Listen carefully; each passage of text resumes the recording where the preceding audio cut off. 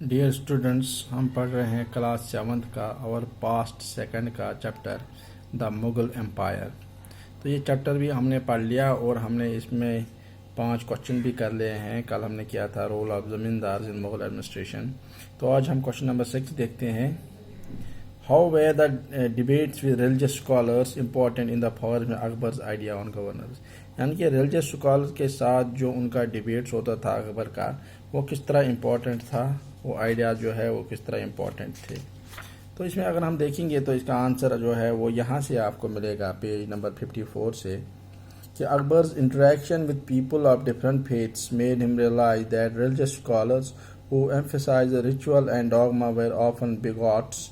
Their teachings created divisions, यानी कि उनकी टीचिंग जो थी, अलग अलग धर्मों के जो टीचर्स थे उनकी जो टीचिंग्स थी वो divisions, disharmony among these subjects.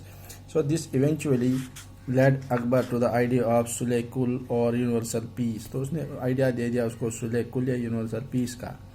This idea of tolerance did not discriminate between people of different religion in Israel. यानी कि अपने दौर में जितने भी रिलीजन थे, अलग अलग धर्म थे, उनके बीच में कोई फ़र्क नहीं होता था।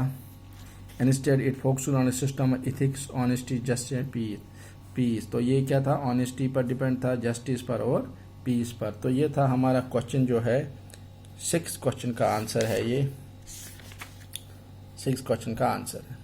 उसके बाद है अब 7th question, why did the Mughals emphasise their Timurid and not their Mongol descent. ये काफ़ी इंपॉर्टेंट कि देखो वो जब उनकी डिसेंट्स को हम देखते हैं तो ये तो टेमरिड के साथ होती है और मंगोल के साथ, लेकिन वो मंगोल को ज़्यादा तरजीह नहीं देते थे, यानी कि वो टेमरिड को ही अपना जो है पूर्वज मानते थे, एंसेस्टर्स मानते थे ज़्यादातर।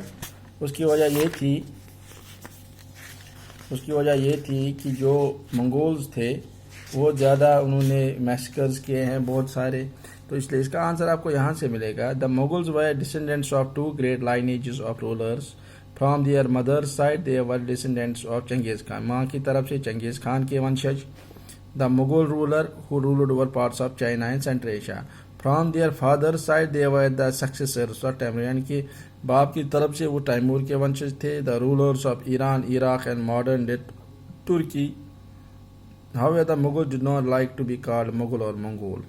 This because Genghis Khan's memory was associated with the massacre of innumerable people. इसलिए वो चंगेज़ खान के साथ अपने आप को जोड़ना नहीं चाहते थे, क्योंकि चंगेज़ खान जो था वो जुड़ा हुआ था बहुत सारे लोगों के मैसेकर के साथ, कत्ले आम, कत्लो गारत, लड़ाइयाँ बहुत सारी लड़ी उन्होंने। तो इसलिए वो ज़्यादातर टेमरून की तरफ अपना झुकाव करते हैं कि वो उन्हीं के वंशज थे। तो ये था इस क्वेश्चन का 7th क्वेश्चन का आंसर। इसके बाद है, देखिए ये important question, how important was the income from land revenue to the stability of Mughal empire. अगर हम देखें जनरली तो हर किसी एम्पायर की स्टेबिलिटी के लिए रेवेन्यू बड़ा ज़रूरी होता था, क्योंकि मुगल्स को तनख्वाह देनी होती थी, अपने सिपाहियों को, अपने सर्वेंट्स को, जो उसके एडमिनिस्ट्रेटर हुआ करते थे एडमिनिस्ट्रेशन में, उनको तनख्वाह देनी थी। बहुत सारा एम्पायर, वास्ट एम्पायर था, उसको चलाना था। जो सिपाही होते थे उनकी तनख्वाहें, सिपा सालार थे, घोड़ों की देखभाल या बाकी सामान, तो इसके लिए उनको रेवेन्यू की ज़रूरत थी। यानी कि स्टेबिलिटी ऑफ मुगल एम्पायर जो था वो रेवेन्यू था। और हमने देखा कि कैसे उन्हें मनसबदार हुआ करते थे, ज़मींदार हुआ करते थे, क्या क्या सिस्टम था वहाँ पे, तो उसकी वजह से उनको वो रेवेन्यू कलेक्ट कर देते थे। तो रेवेन्यू जो था वो काफ़ी इंपॉर्टेंट था मुग़ल एम्पायर के लिए। एक और क्वेश्चन है, why was it important for the Mughals to recruit mansabdar from diverse backgrounds and not just Turanis and Iranis. यानी कि वो क्यों रिक्रूट करते थे अलग अलग जो हिस्सों से जो मनसबदार थे, क्यों नहीं वो तुरान्स या ईरान्स को ही खाली रिक्रूट करते थे। तो ये भी एक इम्पॉर्टेंट क्वेश्चन है। तो ये दिखाता है उनकी डाइवर्सिटी, क्योंकि जब जैसे हम देखेंगे कि as the empire expanded to encompass different regions the Mughals recruit diverse body, यानी कि जैसे जैसे हुकूमत बढ़ती गई, जैसे इस नक्शे में देख रहे हैं, जैसे जैसे ये काबुल से लेकर यहाँ गोलकुंडा, बीजापुर, यहाँ बंगाल तक थी इनकी हुकूमत, तो जैसे जैसे वास्ट एम्पायर होता गया तो इनको ज़रूरत थी उन लोगों की जो इसके लिए काम करते, रिक्रूट करते। तो इसलिए इन्होंने अलग अलग हिस्सों से हुकूमत करनी थी, इसलिए इनको डाइवर्स लोग चाहिए थे। From a small nucleus of Turkish nobles Turanis they expanded to include, उन्हें ईरानियन को भी इसमें जमा किया, शामिल किया, इंडियन को भी, मुस्लिम को, अफगान को, राजपूत को, मराठा को and other groups. Those who join in Mughal series were enrolled as mansabdar. अब जो इसमें हिस्सा लेते थे, ज्वाइन करते थे, इनको मनसबदार कहते थे।